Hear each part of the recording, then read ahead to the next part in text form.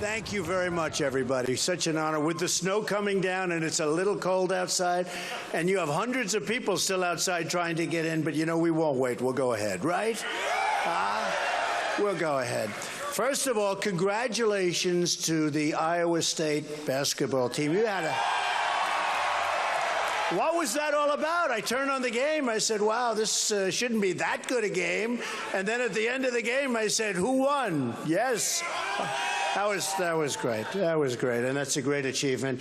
I want to also pay my respects. Ben Carson, they had a really bad accident. Some of his staffers were hurt pretty bad, so I just want to pay my respects to Ben.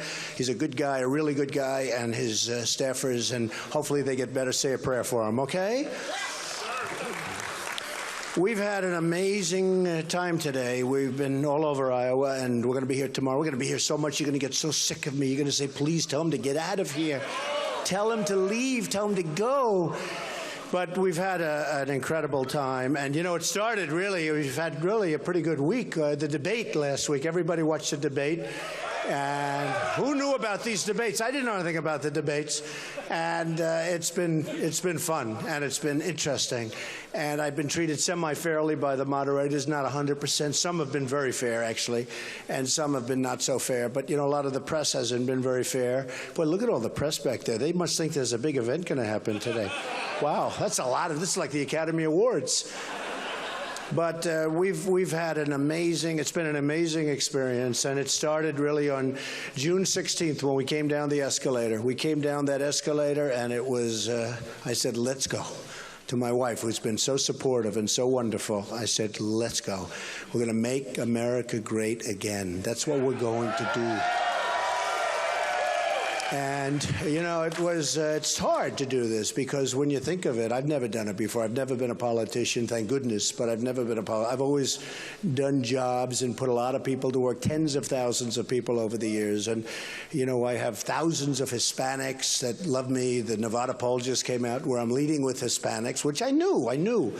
And we came out, and at that particular opening, when I opened and said I'm going to run for president, I gave up a lot, you know, gave up a lot of different things, including telling our friends at NBC, no more Apprentice. That's hard to do. You have a top show, and you say, I'm not doing it anymore. I'm sorry. They wanted to do it so badly. And Steve Burke, who's a fantastic executive, came up to my office. And he said, come on, Donald, come on, do it. You're not going to run, do it, do it. I said, Steve, I'm going to run. I was pretty sure. You know, that was about 2 months before. I was pretty sure. It really is a tough thing to do. You know, all my life I've heard, if you're a very successful person, you'll never run for president. You'll never really run for politics, but you'll never, ever run for president. And I built a great company, and it's tremendous numbers. You saw the filings, and the press was going to look so closely that it was like D-Day when we put those papers in. You know, first thing I did, I announced. They said, "Oh, he's actually going to do it," because most of them said he'll never do it. Then when I signed Form A, that's when you sign your life away. And I signed that. They said, "Whoa, he signed that. Well, he'll never file the financials because maybe he's not as rich as everybody thinks." And I filed the financials, and they saw an unbelievable, you didn't hear a thing about it. Oh, boy, were they looking. I mean, were they looking. And almost 100 pages, the biggest report ever filed with the FEC in terms of that. And it showed a company that's a phenomenal company with some of the great assets, very little debt, tremendous cash flow, you know, the way it's supposed to be, and it's great. And the reason I tell you that is because that is the kind of thinking we need now in the United States. We need that kind of thinking. We need that, whatever it is. We need a mentality that's going to, you know, we're at $19 trillion in debt. It's going to be up to $21 trillion. You saw that horrible budget, horrible budget that was approved 2 weeks ago. And that's going to lift it. And so we went along, and a lot of things have happened. And then the polls came out, which I love, and new ones came out today, by the way, I'll tell you right now. You know, and now that we're at it. And they came out, some brand new ones, some beauties, and one's coming out, I guess a big one's coming out. I don't know exactly what it is, but it's got to be pretty good because I see the response. I mean, even this, with all the people still trying to come into this building. Somebody said it's a barn. This is a very nice barn, actually. But with all of the people still trying to come in, you see what it is. And we do have something special in a couple of minutes, really special. To me, it's really special because it's a person that I think is a spectacular person. So it's very special to me. But then the polls came out, and some of them, as an example, national polls, 38% for Trump, 20% for second. I wouldn't even mention names, right? Right, I won't even mention. I'm going to be non-confrontational today for a change. 21% for the second, 11%, and then they're all down, and some of them are actually at like 0 and 1%. I don't know. Jeb. Well, you know, Jeb's got one problem. He loves Common Core, meaning he wants your kids educated from Washington, which is immediately no good. And his second problem is he's very weak on illegal immigration. Remember, he said they come as an act of love. I said, what? They come as an act of love. So I think those are two very bad points, frankly. But you what? Yeah.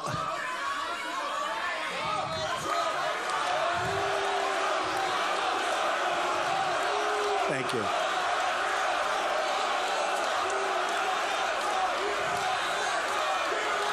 Thank you.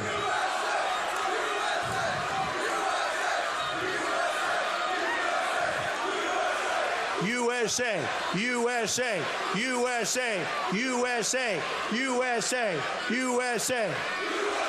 Thank you. Thank you, everybody. Thank you. Thank you very much. So we had another one, a big one, come out.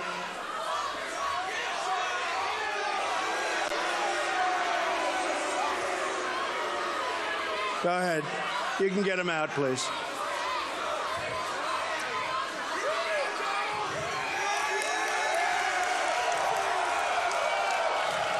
All right. Yeah, you can take him out now, please. Never fails.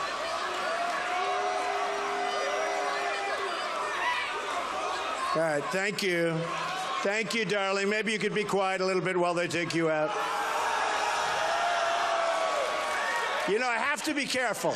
If I'm too rough, they say he was too rough. Then when I'm moderate and not saying, what happened to Trump? He's not tough enough. So you can't win with these people. The one good thing is they always show the crowd. That's the only way they show how big our crowds are. So, all right, get them out. Get them out of here. All right. So South Carolina just came out, and that's 32 for Trump, 18 for second, 11 for third. Great. Florida leading by a lot, 31, 19, 13, and then all down in the dumps.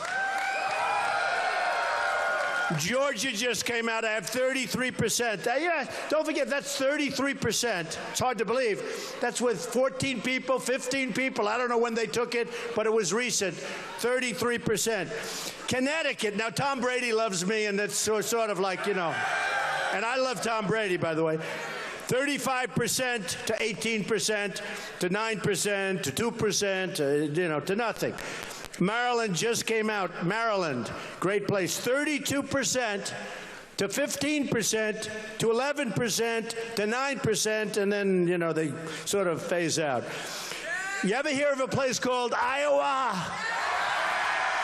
Oh, I love this. We're doing actually great. First of all, I have to tell you, you know, they never report it. Even CNN doesn't report it. CNN does a poll, probably spend millions. They never report their poll. The CNN poll was 33 for Trump, 20 for Cruz. Nobody talks about it. Nobody talks. They don't talk about it. They talk about CNN is reporting other people's polls. So I call up. I say, wait a minute. You're CNN. You spend a fortune on polls, and you don't report your own poll because I'm winning by a lot. And they have no excuse, but they keep reporting other polls. But we're doing well. I think we're doing a lot better than anyone knows. Gravis just came out. 34 for Trump, 28 for Cruz. PPP, 28 for Trump, 26 for Cruz. In other words, it's a little close here. Quinnipiac poll, very respected. 31 for Trump, 29 for Cruz. And then again, CNN, 33 to 20. So I think we're doing good. I think we're actually doing better than the polls. Now, I could do this. I could say, well, I just want to do well in Iowa. I want to win Iowa, folks. Because, look, I love the people. The evangelicals have been phenomenal. I'm doing great with the evangelicals, but nationwide, I'm winning with the evangelicals. I don't know if you know that, by a lot, nationwide. With Iowa, I'm doing really well with the evangelicals. We're doing really well with the Tea Party. We're doing well. I mean, you hear the numbers. I mean, these are the numbers. But I actually think we're doing even better than the polls. And, you know, there's a thing that a lot of people say, well, you know, they call up, are you going to vote for Trump? He's got very, very tough immigration policies. He wants to destroy Obamacare and replace it with something a lot better. I'm going to do that. Okay? But, you know, and a lot of people, they'll pick up a phone and they'll hear different things and they'll say, no, I'll vote for, and then they get in the booth, they'll say, Trump is my man. There are a lot of people saying that we're going to do a lot better. Well, we'll see, because February 1st, you have to get to caucus, you have to go out, you got to do it. It's so, otherwise we've all wasted our time. You know, one of the groups in Maine, and it was like incredible. We were in different places up in New England recently, and New Hampshire was amazing. And the people are standing, it was so cold. It was one little group of, despite global warming, you know, you hear all about it, was so cold. It was wind chill below zero. And people are standing outside for hours trying to get in. And then you'll hear the announcers, well, will they show up to vote? And I don't know much, but I say, like, if people are going to stand out for 4 hours in the cold or the heat, because believe me, they stood out in heat during the summer and during the fall like you wouldn't believe. In Tennessee, in Texas, we had 21,000 people. No matter where we go, we have these big crowds. But they'll stand for hours and hours to get in. Why aren't they going to go and vote? Or in your case, caucus, why aren't they going to go and vote? It's sort of an amazing thing. So we think they're going to really be, why would somebody wait for hours, for 4 hours, and then we're not going to take 2 minutes to vote, boom. Now yours is a little more complicated because the caucus system is a little bit different. It's a very interesting system, but it is different. Here's what I have to say about Iowa. It's very important. So you know there's a movement to move Iowa to the back of the pack, okay? You know that. You'll still see me, but you won't see other people, believe me. I'm loyal. To a fault, I'm loyal. But you're going to see. I give you my word. I win. They're not touching Iowa. This is an amazing tradition. No, seriously. This is an amazing tradition. They're not moving Iowa back. They're not and they're not moving New Hampshire either, because they're talking about Iowa, New Hampshire. They're not touching New Hampshire. So we're going to just keep it the way it is. It really is. It's an amazing, first of all, you're amazing people, but all over the country. It's a movement all over the country. The people are incredible. They want to make America great again. They're going to do something that's special. And, you know, we used to talk silent majority. I say it's the noisy majority because it's actually a noisy majority. It's not a silent majority. But people are fed up. So I started on June 16th, and we did well, right practically from the beginning. We went up, and if you remember, we started at, you know, nothing. We started at nothing because nobody believed I was going to vote. So even when my wife said, you know, if you run, you're going to win. I said, what do you mean? She said, people don't believe you're going to run. So at the polls, you know, because I was getting these little polls. I felt like some of these guys now that are senators and governors, they get these little polls. I was getting these, they can't get this guy. He goes, Jeb again, right? Boy, he's taking a lot of abuse, you know. I told him, I said, you know what? You should use the name Bush. What's wrong? Use the name Bush. I mean, maybe it's not working, but it's better than Jeb, right? You know, I really do. Get rid of the exclamation point and just put Jeb Bush. It's your name. Don't be ashamed of your name. So anyway, hope, you know, I wish him the best. But, you know, sort of, so I started at like 2 or 3, and then it went to 6, and then it went to 9. And each time the pundits, these real geniuses back here, some of them are sitting back there, these real geniuses like George Will with the little glasses, take away the glasses, he looks like a dumb guy, I'm telling you. But each time these geniuses would say, well, he's reached his plateau, he's plateaued at 6, right? Then it goes to 11. Well, you know, this is surprising, but he's reached his plateau. And then it goes to 18. Then it went to 22, 24, 28. Then it went to 32. Then it went actually to 42 in the Gravis poll. And in Reuters, we got to 42 and even a little above that. And all of a sudden, you didn't hear so much about the plateau. I want a plateau at 42. You know, 42 with like 14 people, that's pretty good. But they kept saying, he plateaued, that's all he'll get. He's got these followers. We have the smartest followers there are, number one. We have the smartest. and the hardest working followers. We have people that love the country more than anybody, and they want to take back what's happened because our country is going to hell. We can be nice about it. We can say it nice and soft. Our country is going to hell. When you look at this crazy Iran deal where we're paying $150 billion and they give us 5 back, but they don't know where the 5th is, and you understand what that means. That's not a good sign. But they give us 5 people, but they get 7, and they get 14 off the Interpol list. And these are bad dudes. They get 14 plus 7, so they're getting 21 people. And they have the right to do whatever they want from an enterprise standpoint, right to do oil, right to do whatever they want. But what do they also get out of that deal? First of all, they're going to get nuclear. They don't have to develop missiles. They can buy them. For the kind of money we gave them, they're going to buy them. Why are they going to develop? Remember the deal? 24 days. They have 24 days for inspection period. They also have self-inspection, right? But we paid $150 billion, and I always say, wow, what a great, the Persians are great negotiators. I say, what a great deal that is. And then I said, 2 weeks ago I started. I said, wait a minute, that's not a good deal compared to the other deal. They took over Iraq. We gave them Iraq. We knocked the hell out of Iraq. We decimated their armed forces. And, you know, for years they would fight. For many, many years, for decades, they'd fight, fight, fight. Nobody would win, fight, they'd rest, then they'd go back to fight. They were the same. And now we gave them the 2nd largest oil reserves in the world, which is Iraq. We gave it to them. Now they're going into Yemen. And if you look at Yemen, take a look. They're going to get Syria. They're going to get Yemen, unless, you know, trust me, a lot of good things are going to happen if I get in. But let's just sort of leave it the way it is. They get Syria. They get Yemen. Now, they didn't want Yemen, but you ever see the border between Yemen and Saudi Arabia? They want Saudi Arabia. So what are they going to have? They're going to have Iraq. They're going to have Iran. They're going to have Iraq. They're going to have Yemen. They're going to have Syria. They're going to have everything. They're going to be a monster. We've created this with stupid leadership, really stupid leadership. So when I started, I said, we have to do something about it. It's not something I wanted to do. It's something we have to do because we're going to make it. I'm representing you. I'm not taking any money. I'm not, you know, like some of these guys where they're getting millions and millions of dollars from people I know. And they're nice people, and some are very bad people. But they have no interest in the country. They have interest in their company, or they have interest in countries that they're representing. And these people and these politicians are going to do exactly as they're told by their lobbyists and their special interests and their donors.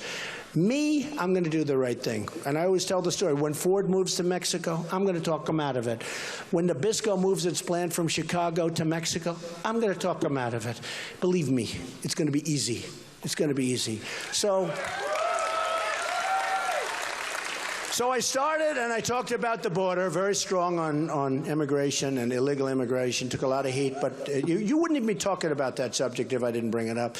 And I talked about, again, I talked about ISIS, but what really happened is after Paris, we had 130 people killed, and by the way, I told you Common Core is dead, and Second Amendment is right this way. We're going to protect the Second Amendment. We're going to protect the guns.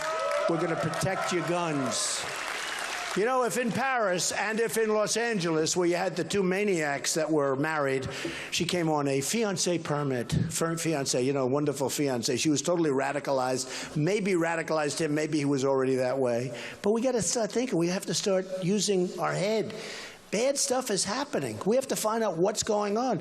We have a president who won't even talk about the term.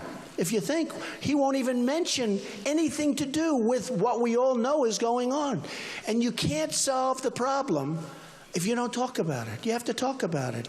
So very, very strongly, we started talking about that. And then after Paris, and by the way, if we had a couple of you and you and you, we had 3 or 4 people in that room in Paris, as an example, where they have the toughest gun laws, like in the world. You can't have a gun unless you're a bad guy, you put a gun.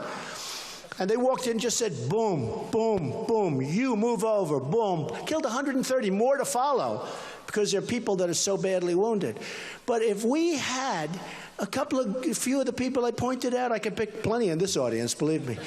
But if they had guns on their waist, if they had guns around their ankle, where the bullets went the opposite direction, would have been a whole different story, folks. Be a whole different story.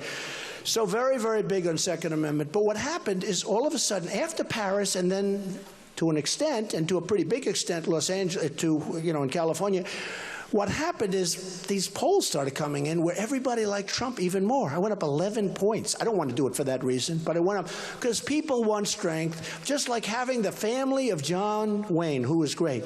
I love John Wayne from Iowa, but out of nowhere, I got the most beautiful letter from his daughter, who you just met, who's an incredible woman, and she said, "We'd like to endorse you." John Wayne was a strong guy. We need strength. We need strength in this country because we're withering away with political correctness nonsense, okay? Nonsense.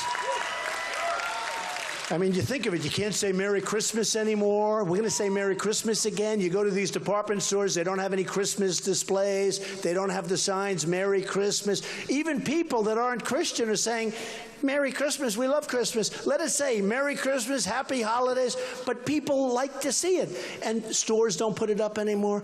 We're withering away. We're going in the wrong direction. So I said, we're going to do this. And I had no idea it was going to work this way. I figured I'd be in the pack and maybe like a racehorse, just at the end you can sort of inch it out. I had no idea to have 21-point leads. Nationally, we're up by so much. And, I want to keep it that way. I want to keep it that way. When you think, and just one thing before I introduce our incredible person, our incredible guest, but one thing, I've spent to this point almost nothing. And I'm in first place by a lot. I tell the story. I'm not bragging about spending. I'm just saying, I'm telling a story. I have spent, they'll tell you, almost nothing. And I'm in first place by, some polls have me 21 points. That's a lot, okay? Some people have 2. I have a lead of 20. But I'm in first place by a lot. Jeb has spent now $77 million. Think of it. The reason I bring him up, I wouldn't even bring him up, but he spends a fortune on ads against me. You people have all seen it before. I got along with everybody. I contributed to it. I was a world-class businessman. Now I'm a politician, which I hate to tell you. But you go with everybody. You want to love everybody. You want them all to love you, unless you're stupid. But you want everybody to love you. Everybody knows the story. But so much money has been spent on me. But he spent $79 million. I spent nothing. I'm in first by a lot. He's down on, toward the bottom of the pack. And I said to myself, it's amazing. Wouldn't that be great if this were the country doing this? As an example, education. We're number 28 in the world. We have third world countries that are ahead of us. Education is very important to me. 28 in the world. Countries that you wouldn't believe are ahead of us. You wouldn't believe it if you heard the names of some of these countries. So we're 28, but we're number 1 in spending per pupil by far. Wouldn't it be nice if you had this election process where we spent the least and we had the best education? So Sweden and Norway and China and others are the best. We're nowhere near them, and yet we spend far more per pupil. So we're going to change that. And I told you we're going to get it localized, but we're going to change that. Watch. You just watch how. I can tell you. We are good, and I will tell you this, you can't educate your children through bureaucrats in Washington, and that's what happens with Common Core. When the parents take over, and I really mean this, because I've seen it, when the parents surround those schools and they love those kids and they love those pupils, and even when their kids graduate, they are committed to those schools, they're committed to education. You can do so much better in Iowa than they can possibly do telling you what to do in Washington. And not all of them, but most of them are just interested in, where's my check? How much do I get? Let's make the process complicated. And some of the things that your kids are made to study are an outrage, okay? So we're going to bring that back locally, and it's going to be great. Okay. So what happened, essentially, is I started looking, and all of a sudden things changed, and people are now looking. They know I'll do great with China. I'm going to do great with Japan. I'm going to do great with Mexico, who's killing us in trade and killing us also at the border. We will build a wall, and you know who's going to pay for the wall? Mexico. They're going to pay for it because they make a fortune. And all of those things, but now we're really focused on security, and I'm honored because I will tell you that all of the polls, and the CNN polls in particular, where they said Trump is just, not by a little bit, by many, many, many percentage points, winning on ISIS, winning on the military, winning with the vets. We're going to take care of our vets. Big league, by the way. Big league. Big league. and we're going to really take care of our military. It's going to be big and strong and powerful, and nobody's going to mess with us, and it's the cheapest thing we can do. I can tell you that right now. So it's been a real focus. I just want to now say just a couple of words about a very special person. This is a person who I've known for a long time, who I've respected for so long, an incredible husband, an incredible family, and somebody that when I heard that she was going to endorse me, I was so honored. You have no idea how honored. And I would like to bring up, if I might, Governor Sarah Palin. Special, special person. Thank you.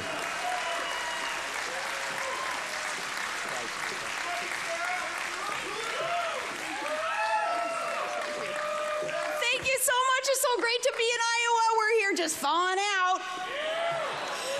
Todd and I and a couple of our friends here from Alaska, lending our support for the next president of our great United States of America, Donald J. Trump. Mr. Trump, you're right. Look, back there in the press box. Heads are spinning. Media heads are spinning. This is going to be so much fun. Are you ready to make America great again? We all have a part in this. We all have a responsibility. Looking around at all of you, you hard-working Iowa families, you farm families, and teachers and teamsters and cops and cooks, you rock and rollers and holy rollers. All of you who work so hard, you full-time moms, you with the hands that rock the cradle, you all make the world go round, and now our cause is one. When asked why I would jump into a primary, kind of stirring it up a little bit maybe, and choose one over some friends who are running, and I've endorsed a couple others in their races before they decided to run for president, I was told, warned left and right, you are going to get so clobbered in the press, you are just going to get beat up and chewed up and spit out, and, I'm thinking, and, yeah? You guys haven't tried to do that every day since that night in '08 when I was on stage nominated for VP, and I got to say, yeah, I'll go, send me, you betcha, I'll serve. And like you all, I'm still standing.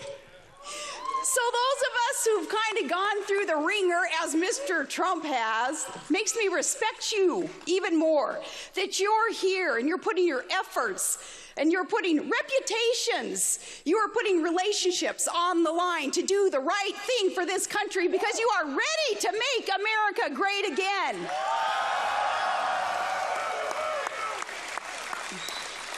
Well, I am here because, like you, I know that it is now or never. I'm in it to win it because we believe in America and we love our freedom. And if you love your freedom, thank a vet.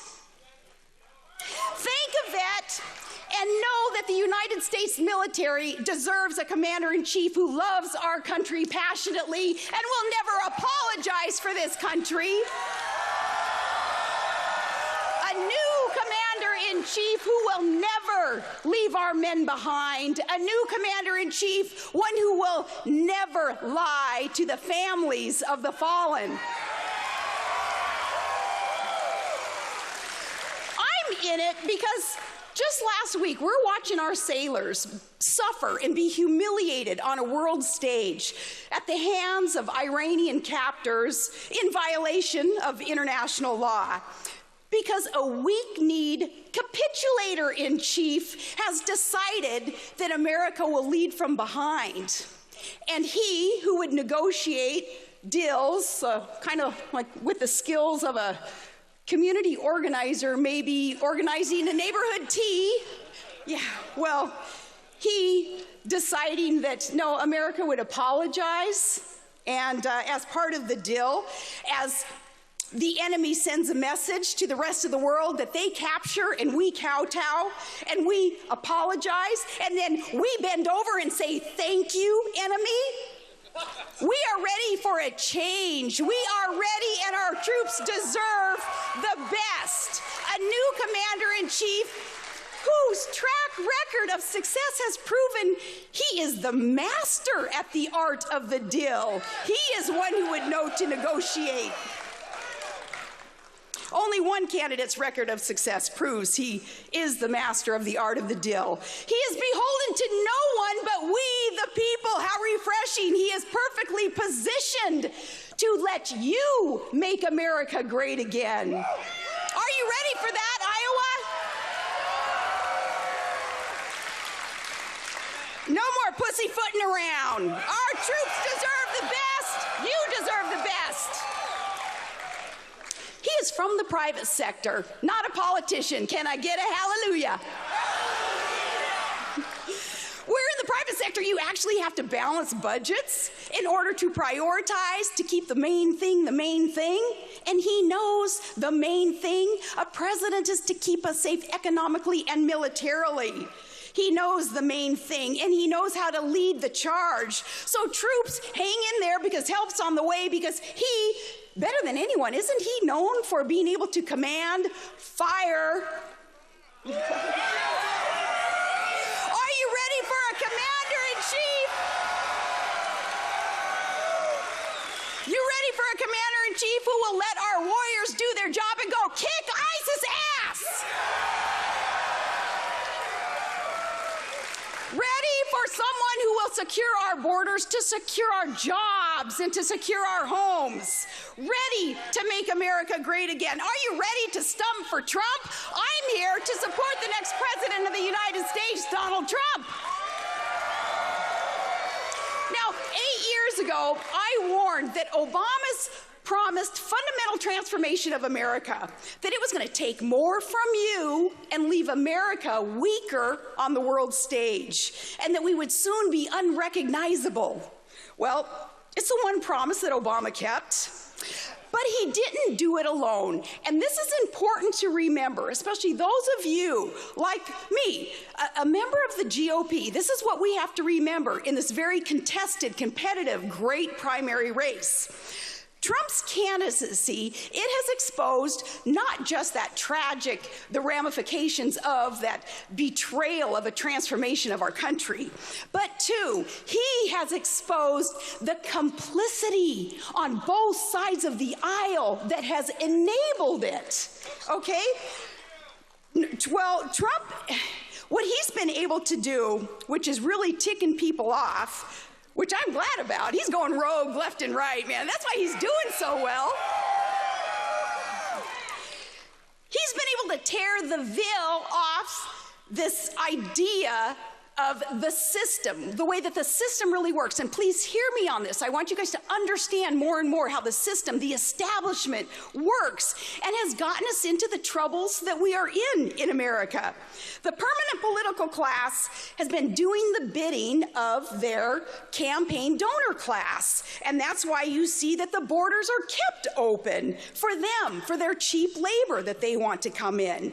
That's why they've been bloating budgets. It's for crony capitalists to be able to suck off of them.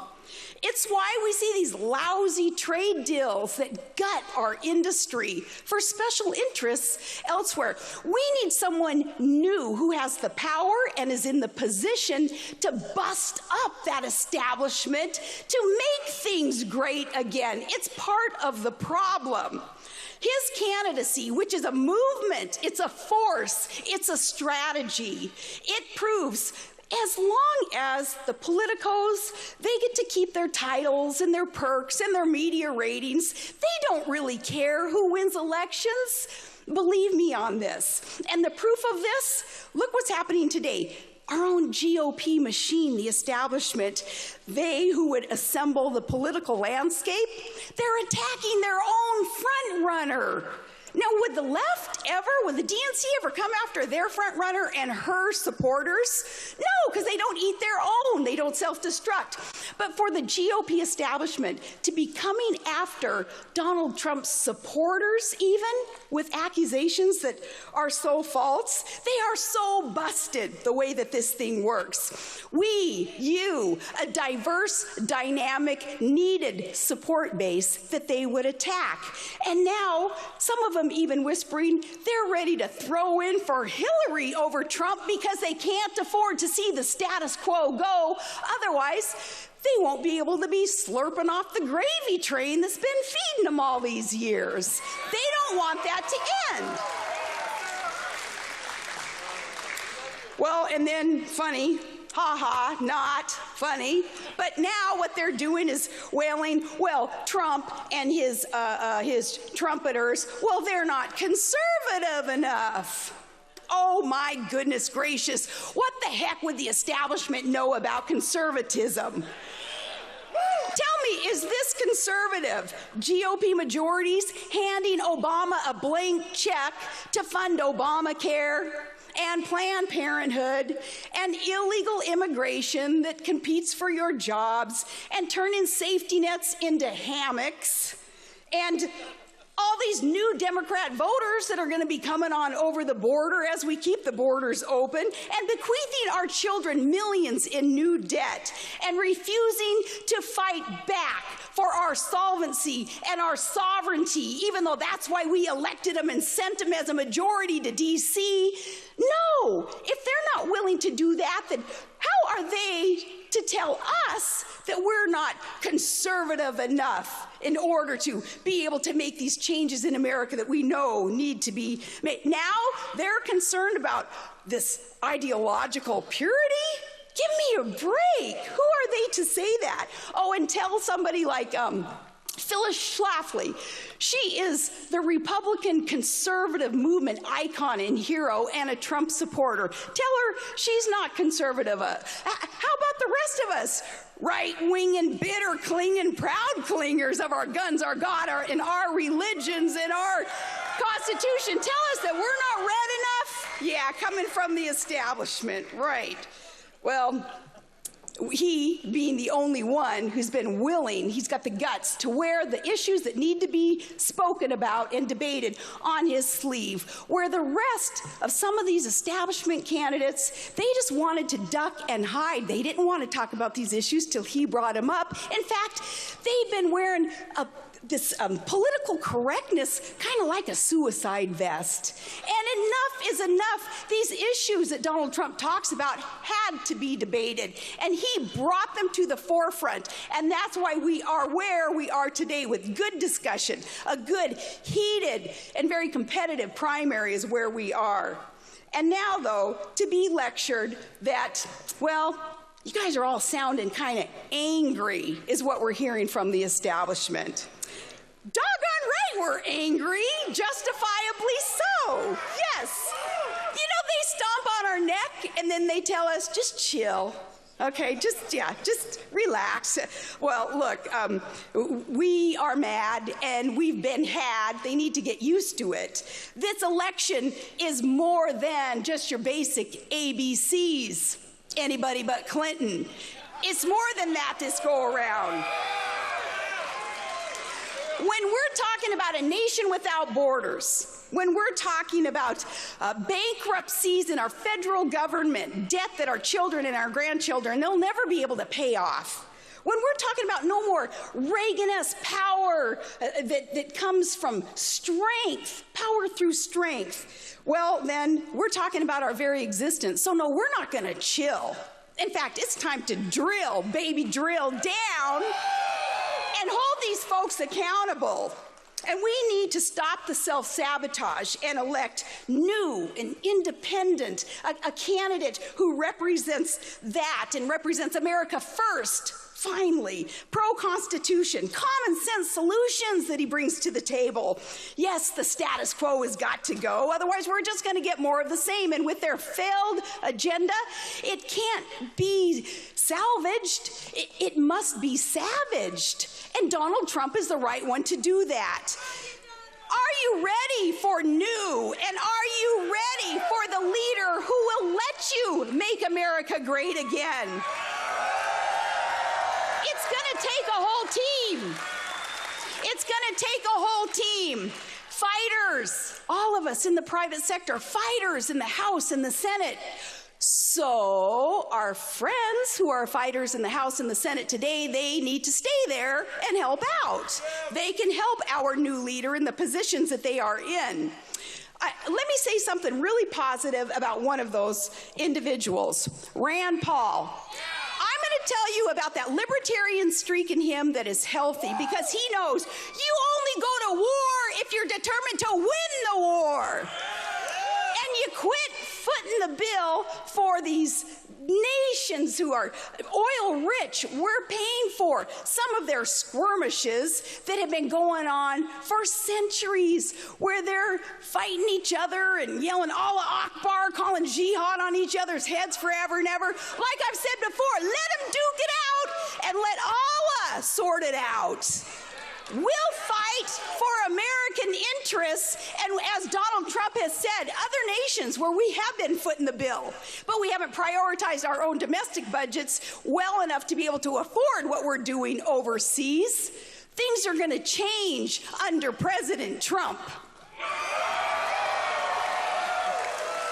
So it can be an unbeatable team with fighters there in the House and the Senate. Yeah, our leader, it's a little bit different. He's a multi-billionaire. Not that there's anything wrong with that. But it's amazing. He is not elitist at all.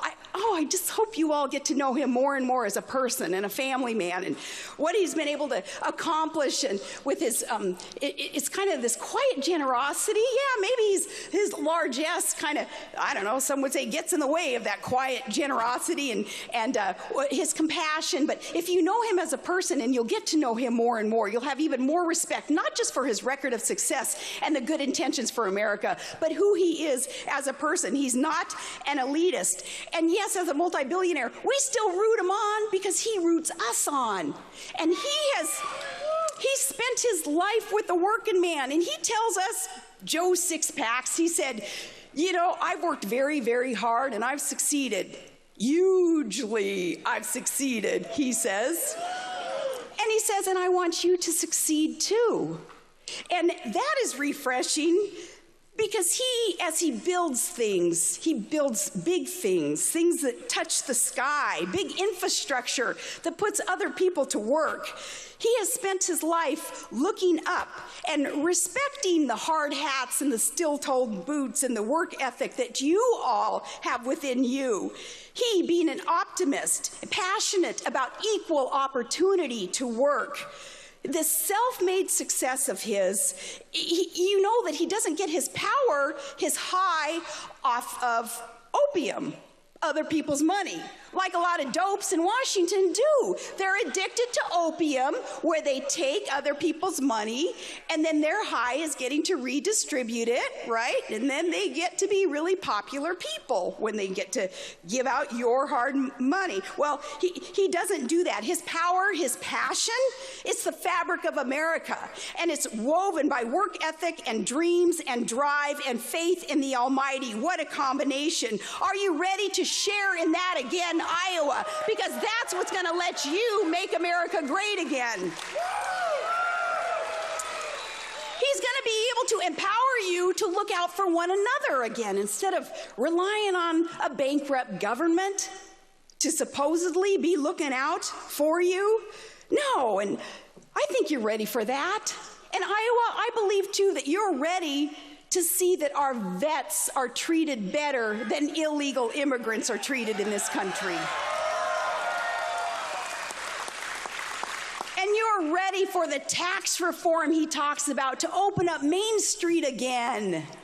And you're ready to stop the race baiting and the division based on color and zip code, to unify around the right issues, the issues important to me, or I wouldn't be endorsing him. Pro-life, pro-Second Amendment, strict constitutionality, those things that are unifying values, and they're time-tested truths involved.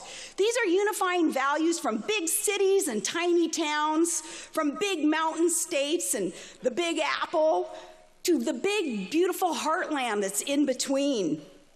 Now, finally, friends, I want you to try to picture this. It's a nice thing to picture. Exactly 1 year from tomorrow, former President Barack Obama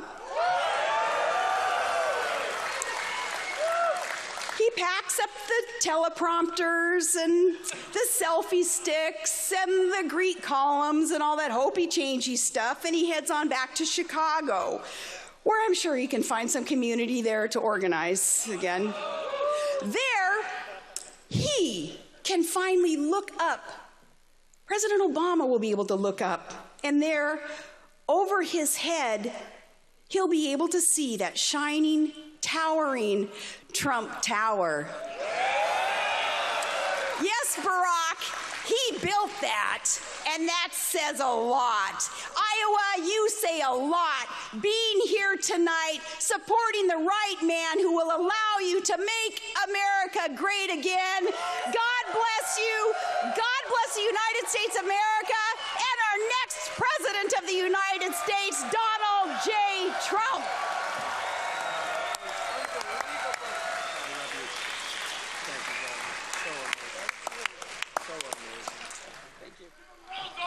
Oh, we're going to give him hell. I just want to thank Sarah and Todd. Just really amazing people. This is a woman that from day one, I said, if I ever do this, I have to get her support.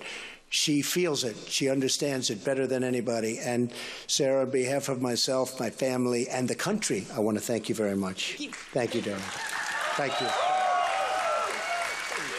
Come on, we'll sign a couple of things.